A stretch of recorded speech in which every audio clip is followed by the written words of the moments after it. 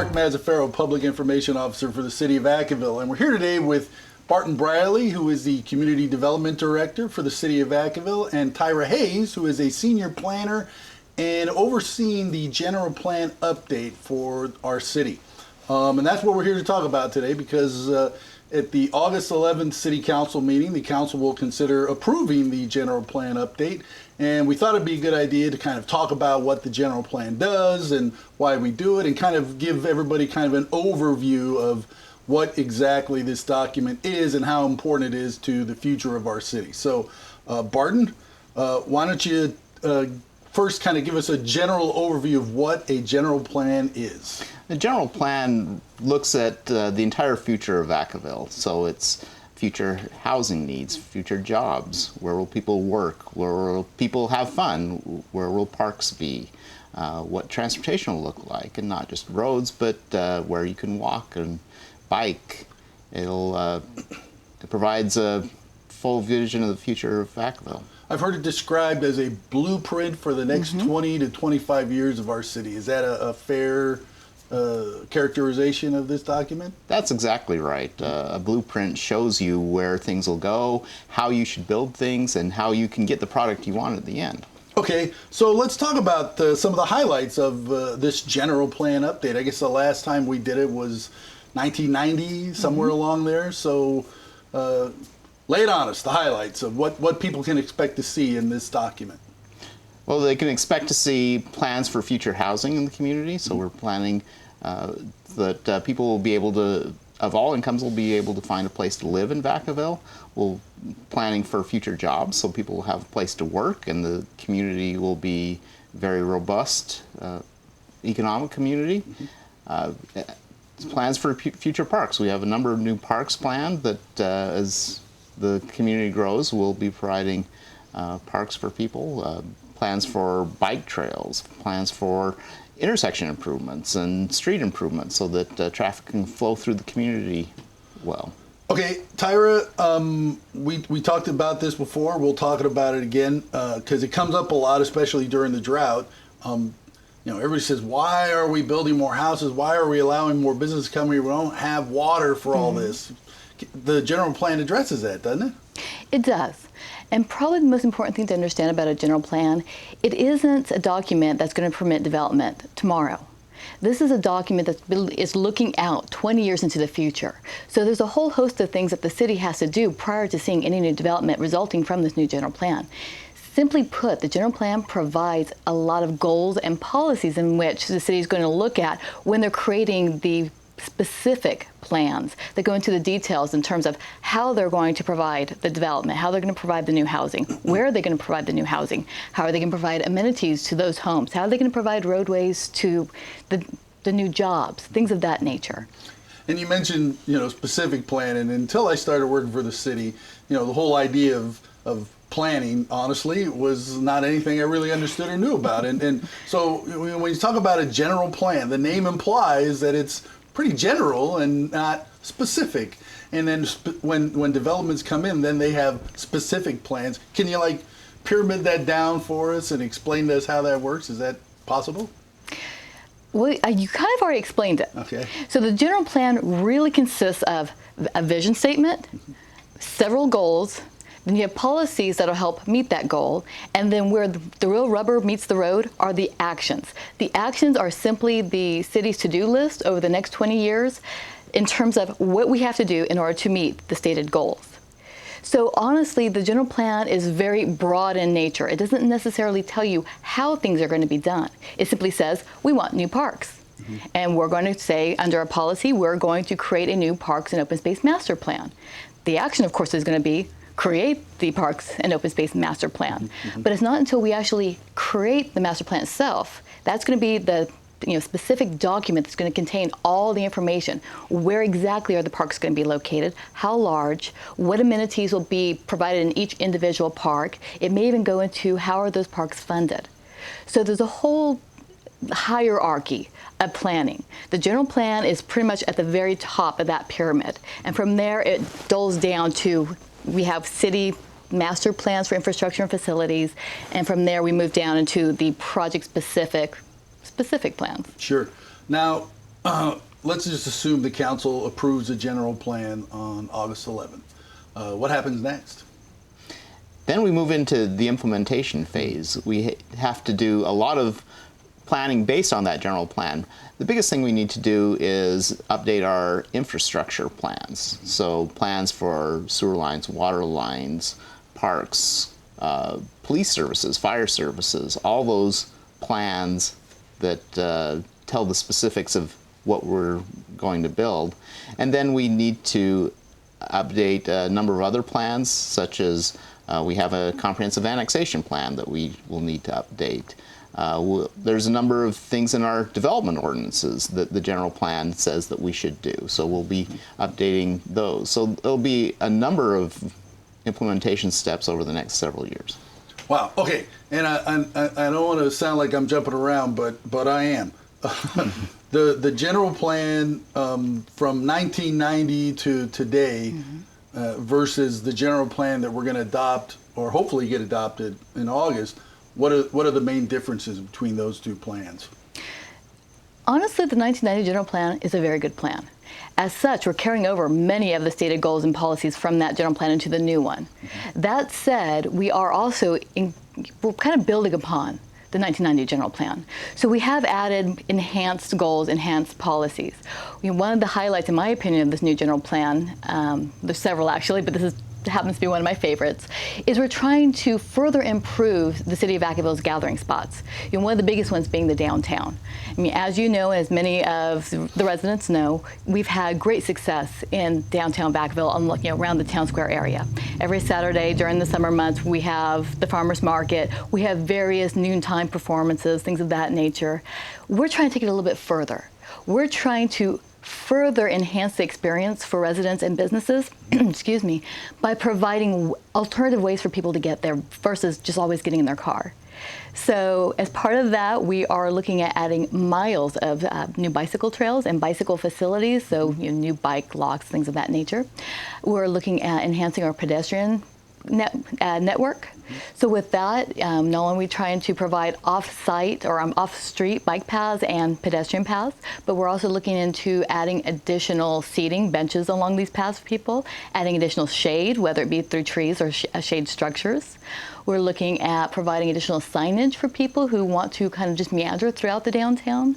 We're doing things of that nature, and we're continuing to work with the Downtown Chamber of Commerce, and we're working with the Downtown Business Improvement Districts, to do this.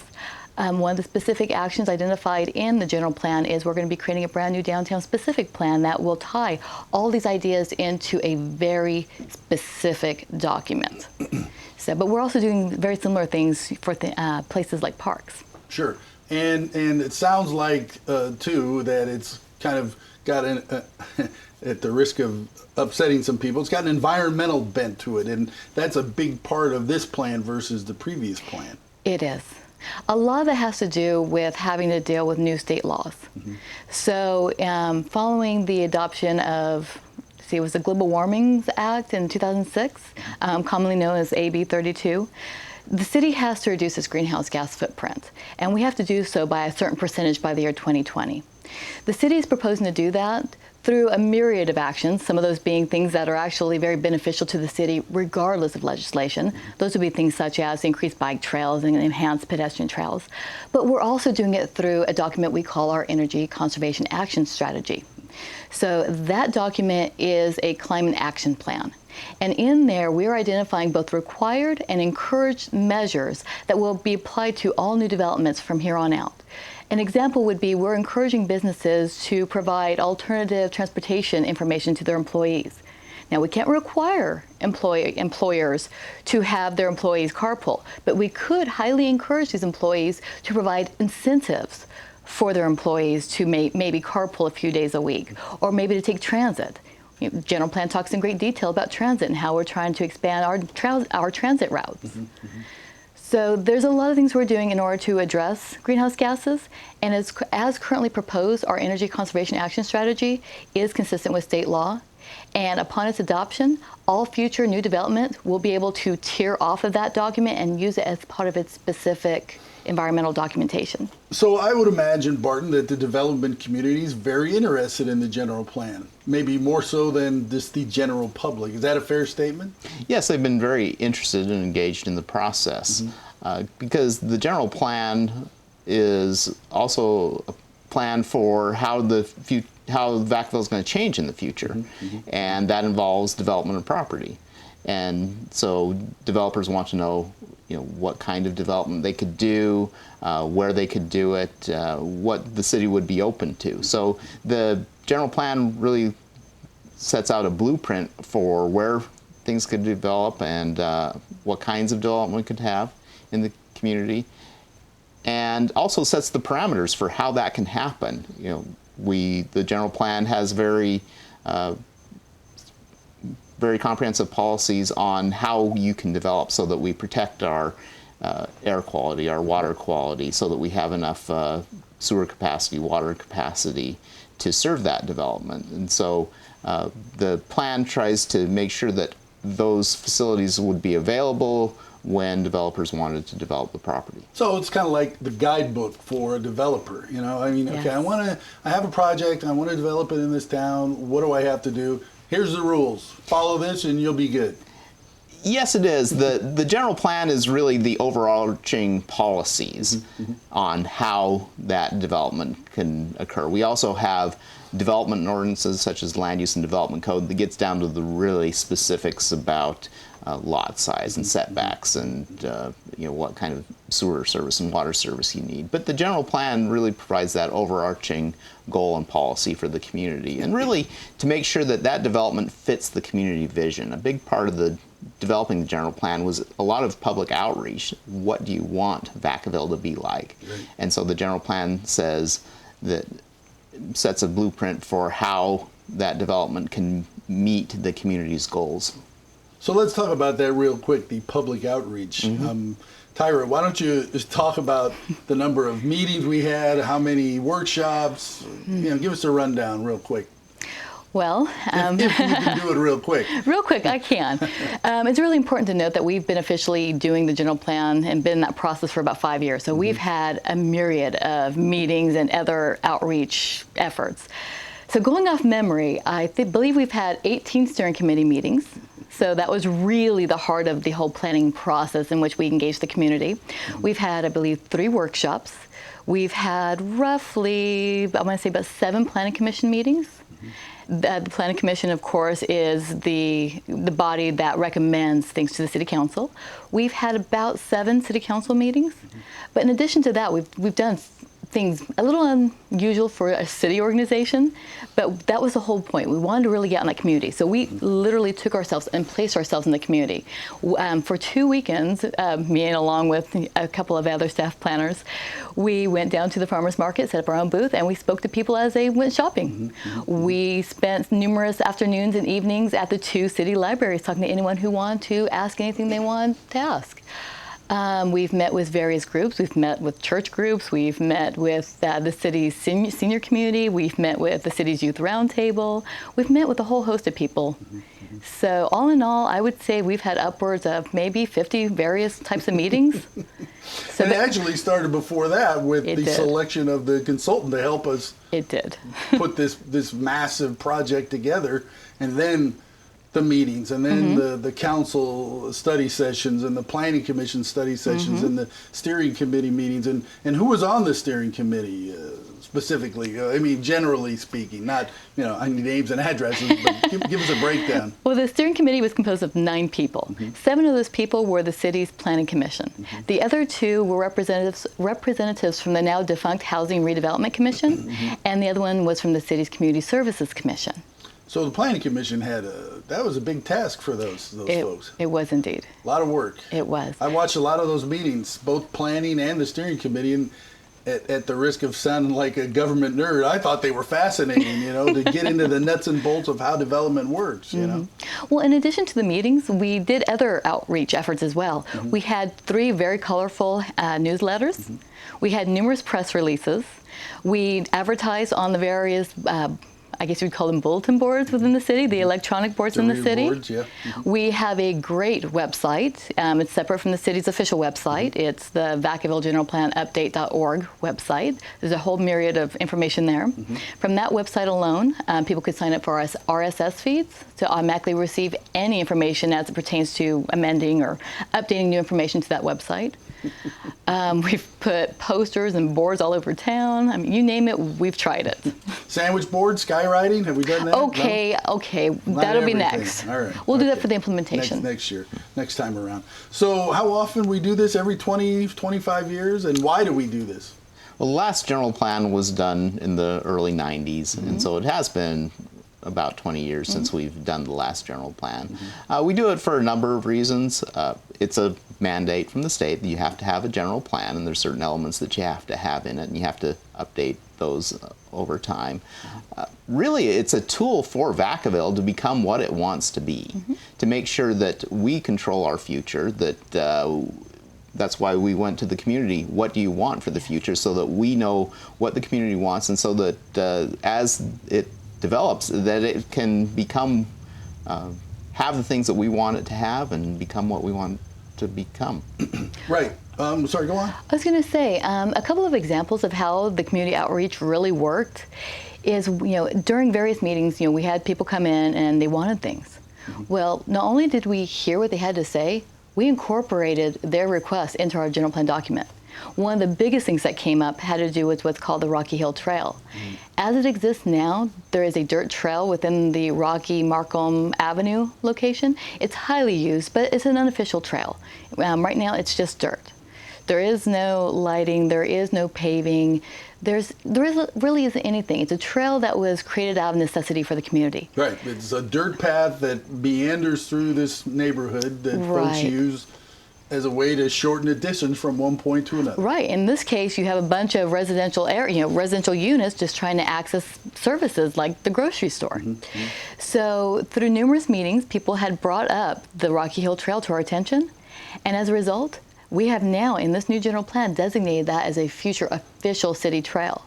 So, but also, another kind of a hot topic around town is we had people coming in saying they wanted things like dog parks and community gardens. The 1990 general plan did not speak to those items. The new general plan does. Well, it's a huge document. Give me an estimate how many pages you think the general plan is, if you had to guess. The plan itself is about 500 pages. The environmental documents that go along with it's about 3,000 pages. Yeah, somewhere around there. Yes. And you guys have read it all, I'm assuming. I'm sure Tyra has.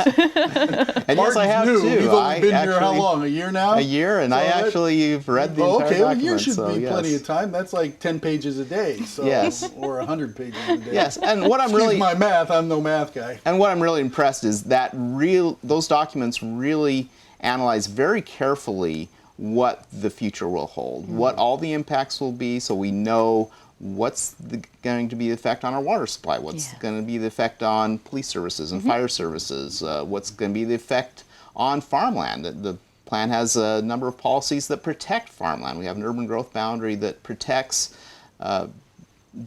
farmland outside the urban growth boundary from development. So we've looked very carefully, and people can be very confident that we've analyzed the environmental impacts of future development in the city. And if I or someone in our town wanted to take a look at these documents, where can they find them? I would highly recommend people visit the city's website, the generalplanupdate.org site. On there, if you click on the Documents tab, you will see every document we've ever published, including the most recent general plan document, the Energy Conservation Action Strategy, and the 2 EIRs. But in addition to that, if that's a little too overwhelming, because there's a lot of information on that website, by all means, I would recommend that people come down, visit us in community development, and they can speak to any one of us. Okay. And even as thorough as this document is, and as much as it covers, there are still occasions where it has to be amended. And that's kind of just part of the process, right? As we move through, like when I first got here, as you said, the general plan we were operating under was adopted, almost 20 years ago. Yes. So what worked in 1990 and the 4 or 5 years prior to the adoption of that plan doesn't work so well in 2007, 8, 9, 10, 11. So while the document, when it gets approved, will be nice and fresh and perfect, 20 years from now, who knows, right? Who knows what direction we'll be heading in at that point. And then guess what? Tyra will get to do the general plan update all over again. Yes. Congratulations, Tyra. Oh, thank you. Yes, we expect that we'll be doing amendments over time, and there's really a couple different kinds of amendments. One is simply focusing on a specific area and adding in the details that the general plan doesn't add. So we'll be doing, for example, specific plans for a specific area that will be a general plan amendment for that area.